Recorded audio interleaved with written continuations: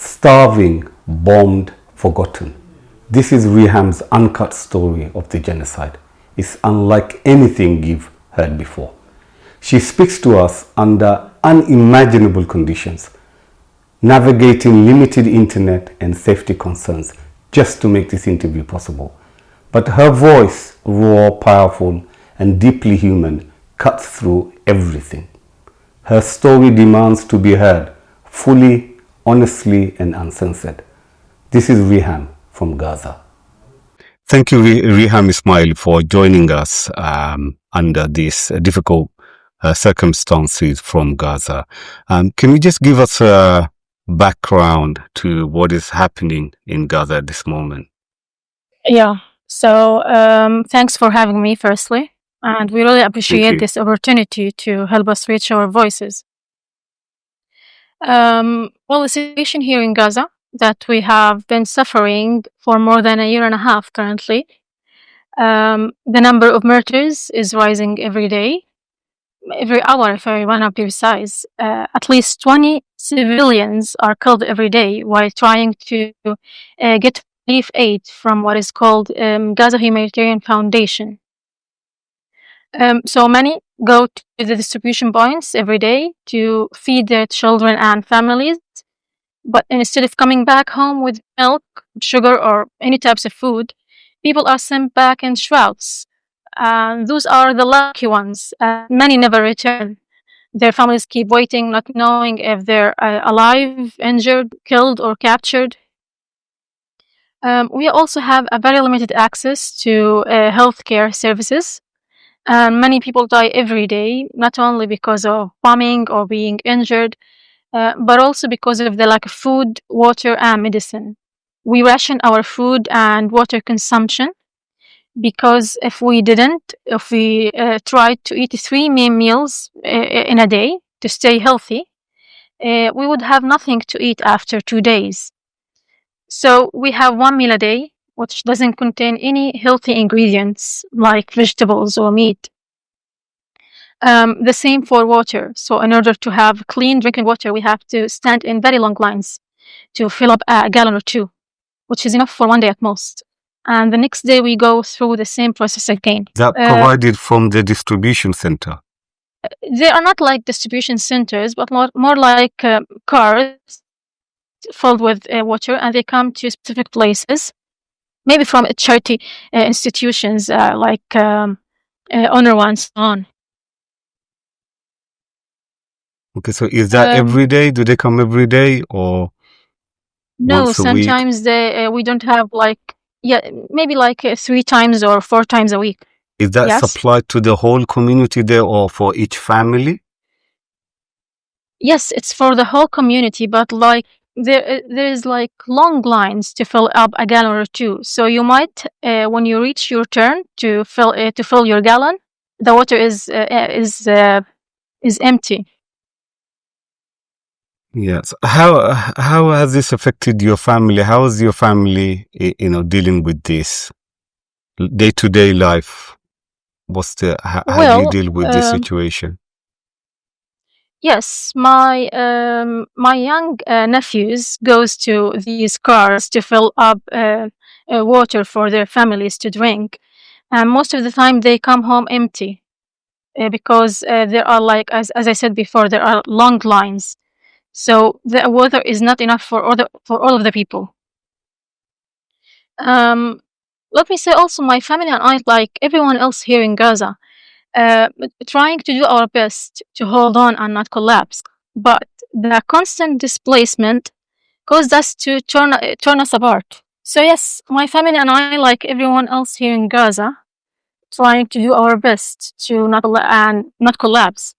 But the constant displacement has torn us apart. For example, we have been moving several times. My brother couldn't stay with us because the place where we have been displaced the last time isn't big enough for all of us. So he took his wife, son, and a newborn daughter, Elaf, to another place. You might ask why she's telling us about Elaf. This please go ahead. baby was born on Elaf was born on the 17th of December 2023, which means that all of her life is during the war. And let me say that I was dying to meet her. I love baby girls in general.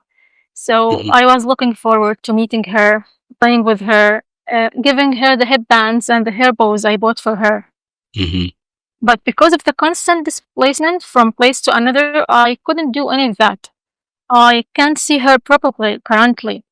I see her once every 2 months or more, due to the difficulty of moving around and the danger we face. So, in short, adults, children, and even babies are suffering, but we are trying to stay strong and pray for each other's safety. Just to add, when you move around, is that instruction from the Israelis, or is it part of the community there? Not always. Sometimes they tell us where to go, just leave this place and go towards the sea, for example, or towards Al Mawasi area. But most of the time, they just tell the people to go out. Where we don't know, nowhere is safe in Gaza. And there are no places to put on your tent, for example. And there are no houses to rent. So most of the time, people are moving randomly. Are you living in tents, or is it some of the houses that are livable? Is there where you're moving, or? I lived in a tent for 6 months, and it was like a devastating experience. But currently, I'm displaced in a house, in my brother's house. Just on a personal note, how are you coping with your studies, shopping? Obviously you're a student, you also teach, yeah? Yeah. Alhamdulillah. Let me start with saying Alhamdulillah that I'm not a student anymore. I've graduated in 2020. Alhamdulillah. And I'm seeing that students are struggling these days to continue their learning. So some students choose to continue their learning online, and one of them is my younger sister. And believe me when I say it is an onerous experience. Students need a constant and fast Wi-Fi connection to be able to download their lectures and assignments. They need safe spaces equipped to learn and take the exams. So most of the students fail the exams, not only because of stress or because they couldn't study hard, but also because of the sudden internet outage. So in the middle of the exam, suddenly there is no internet. And also because of the limited access to safe places like internet cafes. Most of them are dangerous places to go to.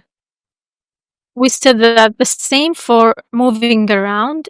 It is very difficult for us to move from one place to another, or go for a walk, to visit our friends, or even go shopping for groceries or clothes, because every place is targeted. In addition, there are no transports to move, such as cars or buses. They need fuel, which is unavailable at the moment, and even it is rarely to be found. It costs an arm and a leg, because nothing has been allowed into Gaza Strip for more than 3 months. So generally, we struggle to provide the basics such as food, clothes, water, and even medicine. So the general atmosphere of the people, although many have lost their families and friends in this genocide, what's the general atmosphere of the people? To be honest, I can't give you a precise answer for this question, because the impact of a genocide begins after it ends. So currently, we're just in a circle. We don't understand what is happening exactly. We are trying to stay strong, but as I said before, things are getting worse.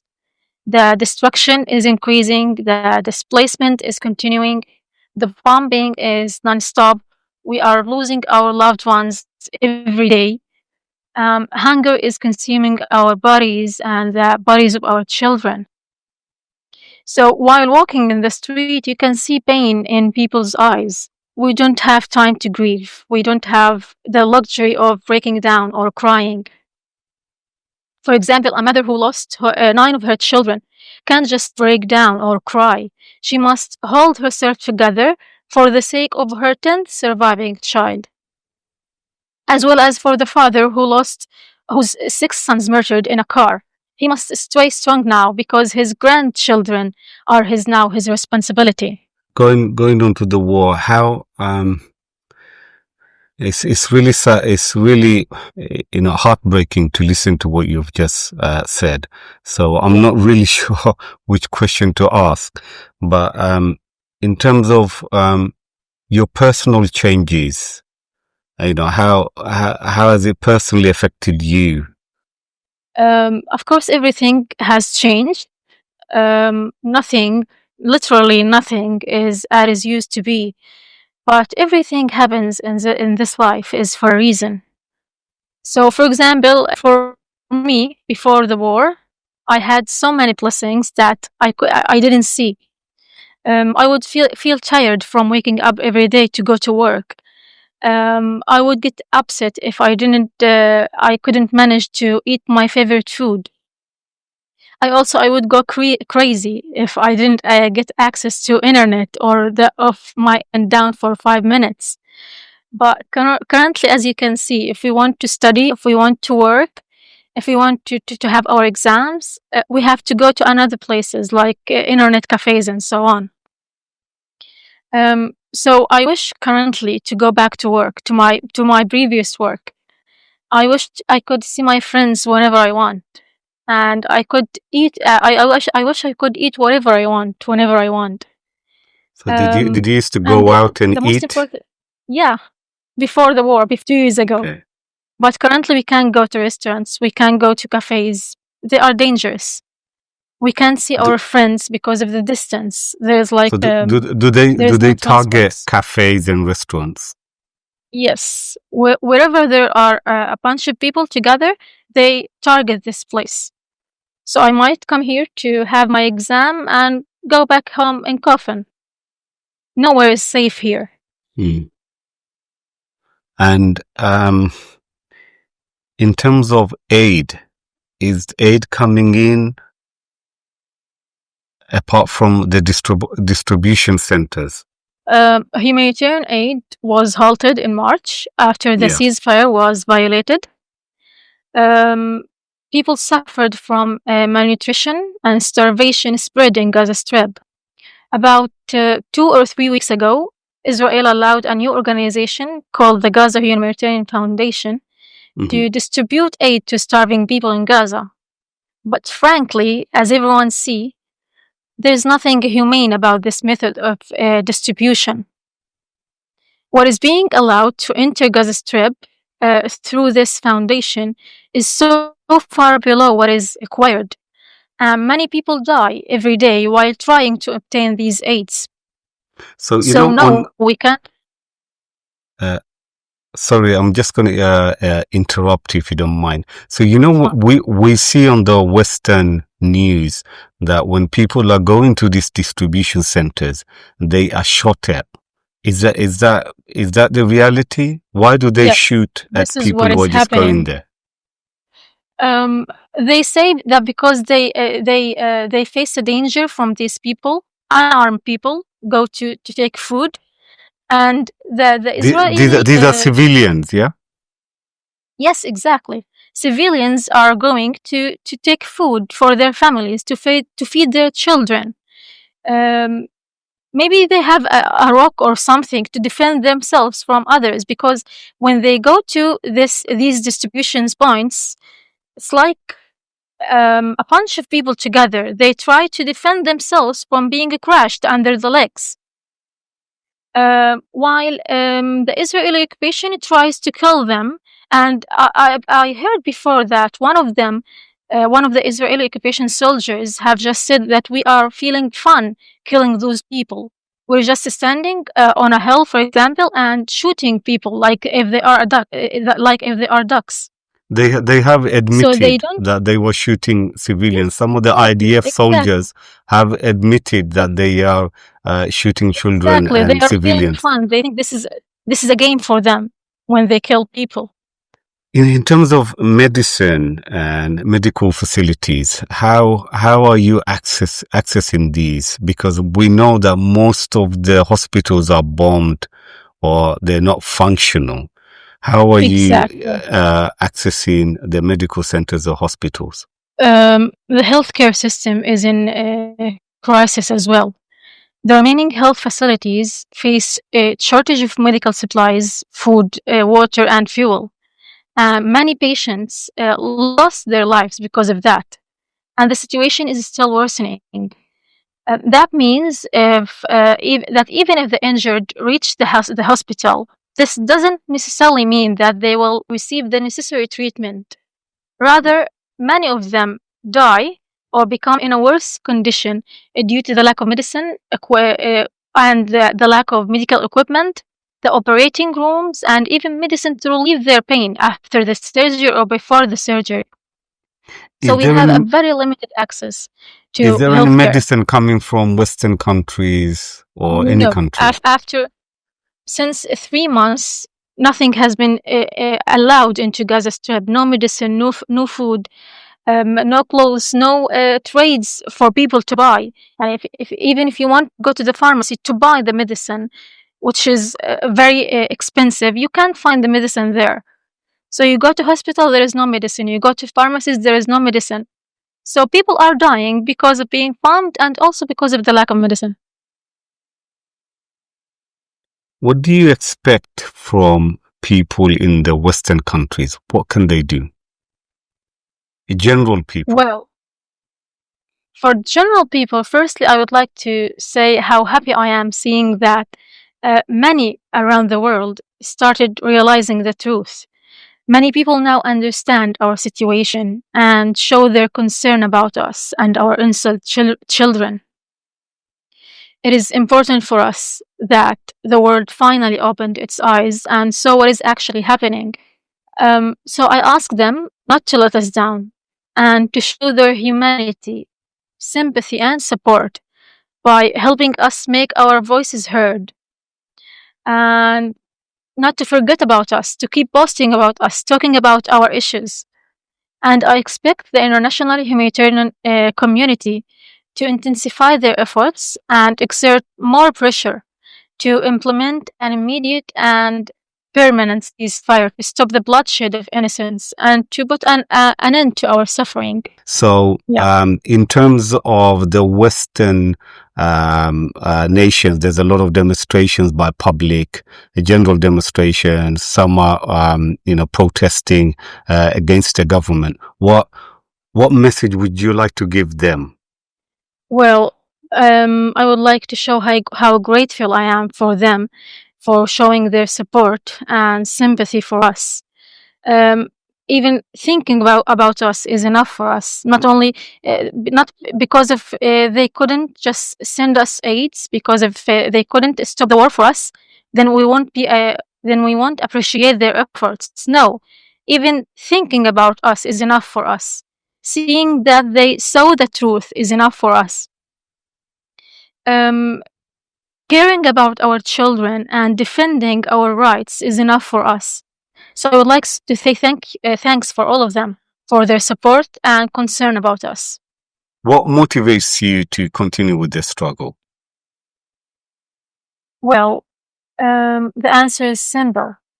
The one who's right has no fear. The one who's right needs no motivation. He just cares about his rights. He just cares about his belongings. And this is exactly our situation.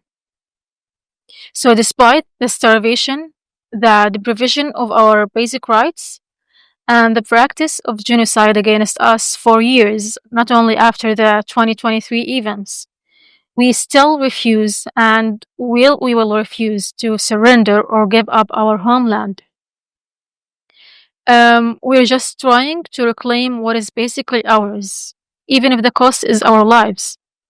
Any person around the world wouldn't need much motivation when he sees his rights, his home, and his life being stolen before his eyes.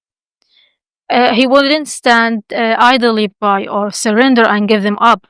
He will certainly try to defend his properties. My last question is, have you ever thought of moving out from Gaza? Well, let's not call it moving, but more like a break to catch our breath.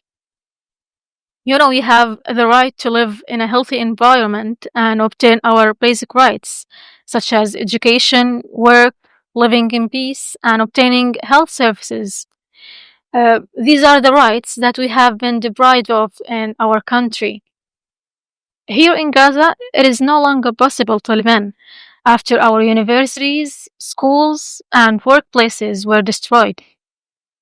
In addition, many diseases such as polio and meningitis are spreading due to the lack of medical and food aid because of the blockade and the destruction of hospitals, as many of them went out of service. So, my answer is yes, I am thinking of traveling as soon as there is a ceasefire and the crossings are opened for us in order to recover from this devastating war and to make up for the time I lost without being able to study, work, or live normally. But at the end, of course, I will come back here. This is my homeland. What Israel wants to do, they want to move people from Gaza so they can take over. How do people in Gaza, how do they feel about that?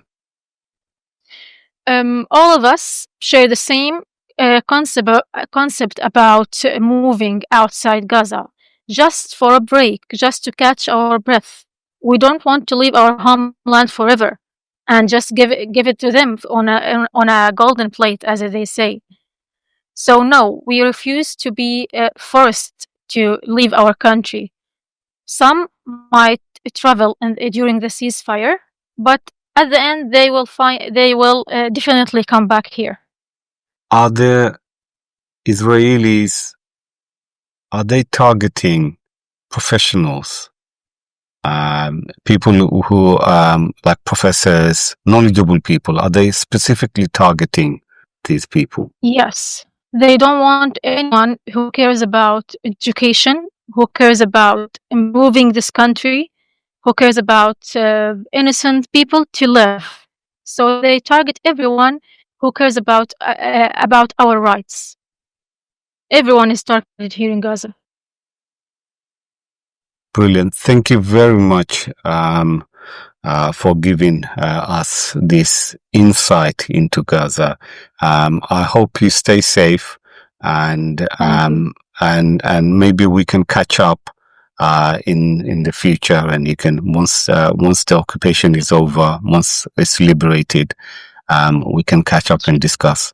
Thank you so much. I really appreciate, under the circumstances that you are in, we feel, especially in the West, really do feel for the plight of the people of Gaza. Your feelings means a lot to us. Thank you very much. So we'll keep in touch, and I will rearrange this. We'll try and arrange another meeting or podcast or a discussion. Yeah. Inshallah. Okay, Jazakallah. Thank you for taking the time. Thank you. Okay, assalamu alaikum. Wa alaikum assalam.